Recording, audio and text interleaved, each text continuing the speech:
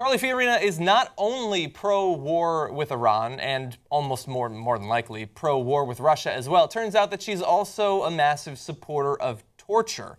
So look for a return to that if we elect her as the next president. So she argued in an interview with Yahoo News that the technique of waterboarding kept our nation safe. Ha! That is a statement that does not require any evidence, I don't think. So we're just going to keep going. She says, I believe that all the evidence is very clear, that waterboarding was used in a very small handful of cases, not dozens and dozens and dozens of times on one individual person amongst many others, and was supervised by medical personnel in every one of those cases. Medical personnel being a CIA agent with a face mask. The doctors were torturing. It's okay if a doctor... Yeah, if a doctor does. If a doctor tortured me, I wouldn't mind. Right. A doctor. They're trained. I love that. Jesus. But you know what? You should substitute the word waterboard with war crime.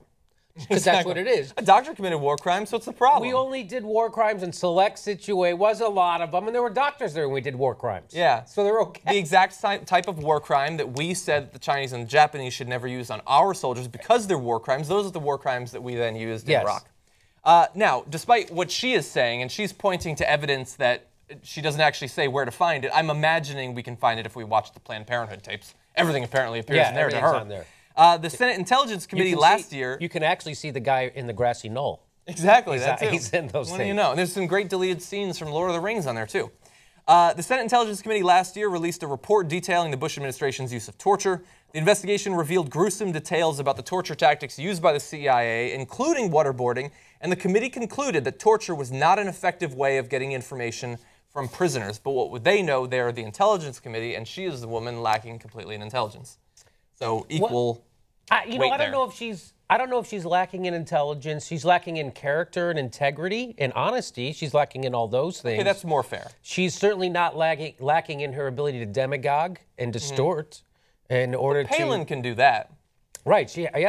Palin's a wind-up toy. Yeah. So it's not that she's not intelligent, but there's many facets of intelligence, and the one that's scariest to me, and it's one of the reasons that, all else being equal, I generally believe that there should be less religion in the world, is I think it is dangerous when people go through their life without thinking that they need any evidence for the things they believe. And I think that anything that teaches people not to require evidence is dangerous. And she is a woman that has just in the past week shown that she doesn't require any evidence whatsoever. She believes that the torture provided good intelligence, even though the Intelligence Committee is saying that it didn't. She's saying that if you watch the Planned Parenthood tapes, you'll see the kicking and screaming infant when it's stock footage that was input into that by an anti-abortion group.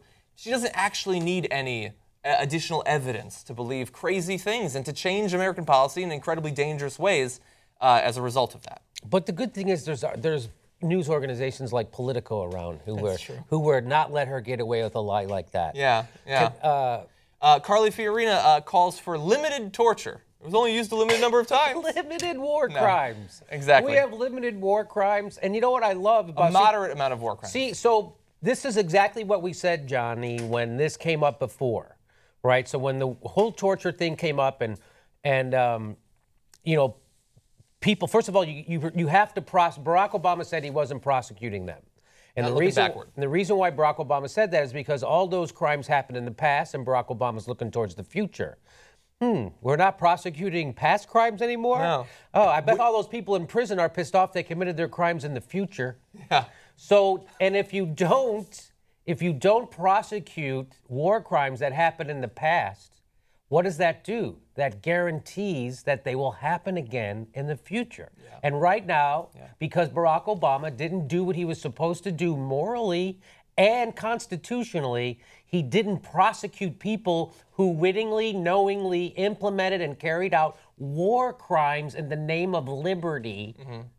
Now we have presidential candidates running on that platform of more war crimes because you failed to be the moral leader you were supposed to. I'm talking about Barack Obama. This was his baby, and he didn't do it. And again, all the Democrats in Congress and Senate too. Nobody wants to prosecute the torturers because it makes us feel bad because we're doing it, and which is why we call it enhanced interrogation techniques because it sounds nice. You go, oh, enhanced? You're going to put on some new music and a little track lighting? Yeah, no, it's significantly crunchier than torture back in the 90s. Yeah. It is. Yeah. So this is the result of Barack Obama not prosecuting war criminals and the torture that he was supposed to prosecute. You have literally people wanting to be president running on, I'm going to do more of it.